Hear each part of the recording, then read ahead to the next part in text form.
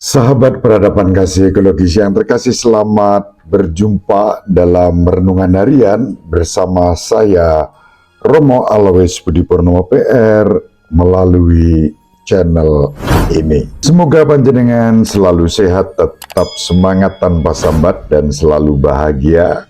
Kebahagiaan yang bersumber dari Tuhan Allah kita. Mari kita awali perjumpaan kita dengan bersatu di dalam doa. Dalam nama Bapa dan Putera dan Roh Kudus. Amin. Allah Bapa yang Maha Pengasih dan Penyayang, dari waktu ke waktu Engkau berkenan mengutus gembala yang memimpin dan melayani umat-Mu. Kami bersyukur atas iman yang diwariskan oleh Paus Pius ke-10, Gembala yang saleh, yang memberi kesempatan kepada anak-anak dan umat-Mu menyambut tubuh Putra-Mu Yesus Kristus dalam komuni suci sedini mungkin. Kami mohon agar kami terbuka terhadap tuntunan-Mu yang menyelamatkan. Dengan pengantaraan Tuhan kami Yesus Kristus Putra-Mu yang hidup dan berkuasa bersama Diko dan Roh Kudus, Allah yang Maha Esa sepanjang segala masa. Amin. Dalam nama Bapa dan Putera dan Roh Kudus. Amin. Sahabat peradaban kasih ekologis yang terkasih, kita masih membaca Injil Matius. Kali ini Injil Matius bab 20 ayat 1 sampai 16a. Sekali peristiwa Yesus mengemukakan perumpamaan berikut kepada murid-muridnya. Hal kerajaan surga itu seperti seorang tuan rumah yang pagi-pagi benar keluar mencari pekerja untuk kebun anggurnya. Setelah sepakat dengan para pekerja mengenai upah sedinar sehari, ia menyuruh mereka ke kebun anggurnya.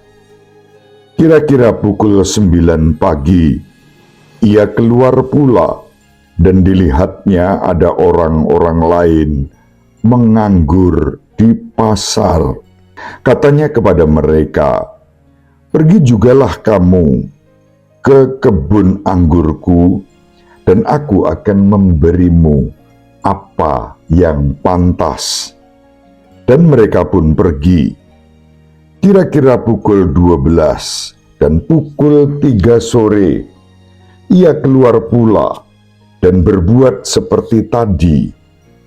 Kira-kira pukul 5 sore, ia keluar lagi dan mendapati orang-orang lain pula. Lalu katanya kepada mereka, "Mengapa kalian menganggur saja di sini sepanjang hari?" Jawab mereka, "Tidak ada orang yang mengupah kami." Kata orang itu, "Pergilah kalian juga ke kebun anggurku." Ketika hari sudah malam, berkatalah tuan itu kepada mandornya, "Panggillah sekalian pekerja dan bayarlah upahnya, mulai dari yang masuk terakhir sampai kepada yang masuk terdahulu."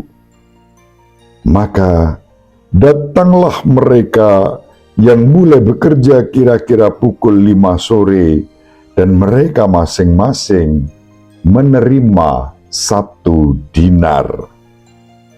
Kemudian datanglah mereka yang masuk terdahulu.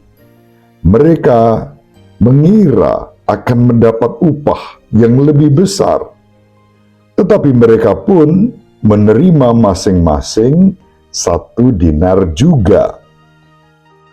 Ketika menerimanya, mereka bersungut-sungut kepada tuan itu, katanya, "Mereka yang masuk paling akhir ini hanya bekerja 1 jam, dan engkau menyamakan mereka dengan kami yang sehari suntuk bekerja berat dan menanggung panas terik matahari."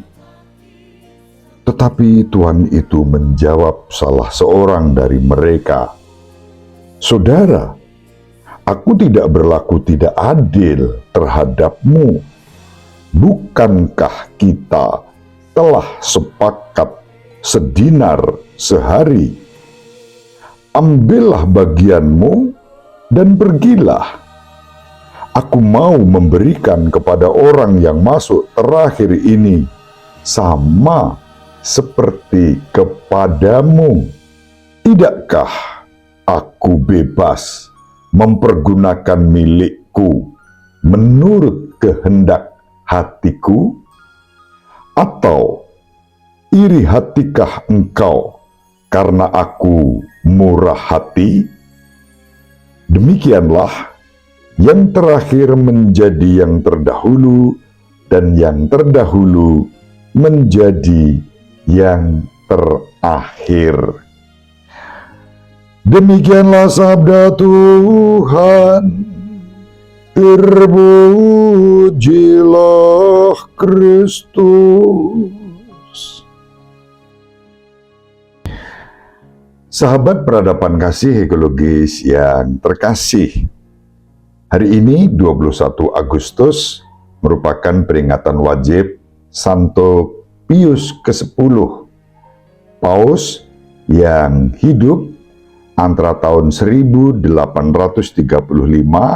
sampai 1914. Nama aslinya adalah Giuseppe Sarto. Dia lahir di Riese, Treviso, Italia pada tahun 1835. Dan dia berasal dari keluarga yang saleh dan sederhana. Kesalehan dan kesederhanaan itulah yang nantinya juga dihayati oleh Santo Pius ke-10, bahkan ketika beliau terpilih menjadi Paus pengganti Petrus, wakil Kristus, Servus Servorum untuk Gereja Katolik Roma. Setelah ditabiskan menjadi imam, ia membaktikan diri dengan tekad suci untuk pelayanan pastoral. Ia kemudian menjadi pembimbing rohani di Seminari Treviso dan imam kanon katedral. Paus Leo ke-13 menunjuknya sebagai uskup Mantova pada tahun 1894,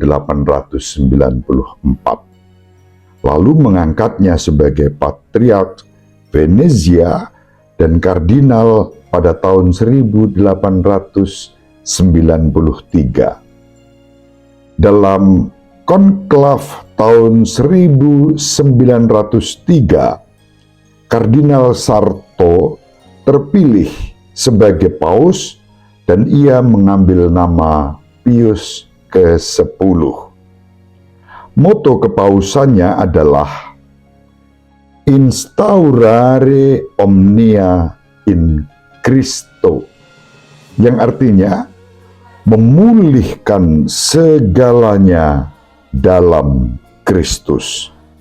Dan moto ini ia tetapkan ia terapkan dengan teguh dan berani.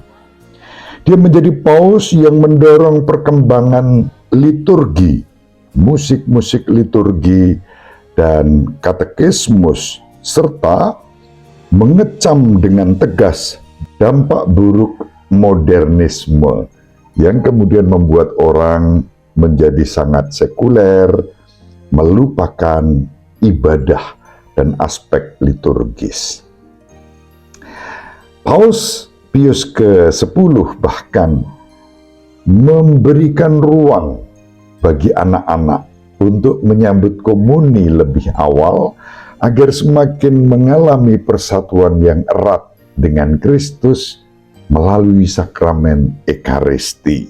Paus Pius ke-10 sungguh mewartakan perdamaian melalui ekaristi dan karya-karya penggembalaan pastoralnya. Dan sebetulnya ketika mendengar bahwa akan pecah perang dunia yang pertama, beliau berniat untuk mencegah terjadinya perang itu. Namun justru pada hari pertama perang dunia dimulai pada tanggal 20 Agustus tahun 1914, Paus Pius ke-10 wafat. Sahabat peradaban kasih ekologis yang terkasih, Paus Pius ke-10 menjadi tanda kehadiran seperti diwartakan dalam Injil tadi, Allah yang murah hati, Allah yang memberikan yang terbaik kepada umatnya. Namun kerap kali kemurahan hati Allah itu dapat menimbulkan iri hati, kecemburuan. Kadang-kadang kita seperti pekerja-pekerja yang datang paling awal untuk bekerja di kebun anggur Tuhan, tetapi ternyata diberi upah 1 dinar, dan sebetulnya itu bukan ternyata. Memang sejak awal kesepakatannya, bekerjalah di kebun anggurku dan aku akan memberikan upah 1 dinar sehari. Lalu tuan itu masih mencari pekerja-pekerja lain sampai yang datang dan bekerja jam 5 sore, lalu jam 6 kurang lebih ada pembagian upah. Ternyata yang datang jam 5 sore mendapat 1 dinar, yang datang sebelumnya dapat 1 dinar, dan yang datang pertama juga dapat 1 dinar. Dan itu yang membuat mereka bersungut-sungut. Bersungut-sungut karena merasa akan mendapat upah lebih banyak, tetapi ternyata sama. Dan apa jawaban sang tuan? Aku berhak memberikan kepada siapapun, dan kesepakatan kita dari awal memang 1 dinar sehari.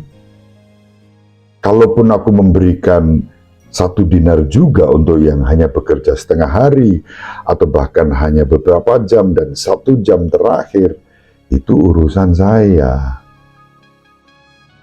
Kepada yang bersungut-sungut, sang tuan mengatakan, atau iri hatikah kamu karena aku bersikap murah hati? Bapa di surga murah hati kepada kita. Bahkan kita diberi kesempatan untuk menyambut tubuh dan darahnya setiap hari. Dan itu yang kemudian diwartakan oleh Paus Pius ke-10. Bahkan anak-anak pun sedini mungkin, selagi sudah bisa membedakan mana roti ekaristi, mana roti yang biasa, melalui konsekrasi dalam doa syukur agung, anak-anak boleh menerima tubuh Kristus. Harapannya, semakin dini anak-anak bersatu dengan Kristus dalam ekaristi, lalu kemurahan hati Bapa juga semakin dirasakan oleh anak-anak. Sahabat peradaban kasih ekologis yang terkasih, dari Paus Pius ke-10 kita belajar tentang bagaimana memulihkan segala sesuatu di dalam Kristus, dalam cinta kasih, dan itulah yang diwartakan oleh Kristus di dalam Injil. Bapa yang murah hati akan memberikan pemulihan kepada kita semua setiap kali kita dengan penuh syukur mengandalkan rahmat kemurahan hatinya. Tetap semangat tanpa sambat, itu artinya jangan bersungut-sungut. Kita bersyukur atas segala rahmat yang dianugerahkan pada kita. Kalau kita menegur karena sesuatu atau bertanya karena sesuatu yang kok begini ya, itu bukan bersungut-sungut, itu bagian dari tanggung jawab agar orang bekerja dengan baik. Maka bersikap tidak seperti pekerja-pekerja yang hanya mencari upah, lalu ketika tidak sesuai harapan bersungut-sungut. Jangan sampai itu terjadi pada kita. Mari kita menjadi pribadi-pribadi yang penuh syukur karena kemurahan hati Bapa untuk kita semua. Semoga bermanfaat. Selamat pesta untuk panjenengan yang bernama Santo Pius ke-10. Ibu Maria dan Bapak Yosef selalu mendoakan kita, semoga panjenengan semua, sahabat peradaban kasih ekologis yang terkasih bersama seluruh anggota keluarga dimanapun berada, dibimbing, dilindungi dan diberkati oleh Allah yang Maha Kuasa, Bapa dan Putra, dan Roh Kudus. Amin. Terima kasih, salam sehat, tetap semangat tanpa sambat, selalu bahagia, kebahagiaan yang bersumber dari Tuhan Allah kita. Salve, shalom, salam sejahtera, berkah dalam. Sahabat peradaban kasih yang terkasih, sampai jumpa pada episode berikutnya. Terima kasih atas kebersamaan kita. Salam peradaban kasih ekologis, berkah dalam.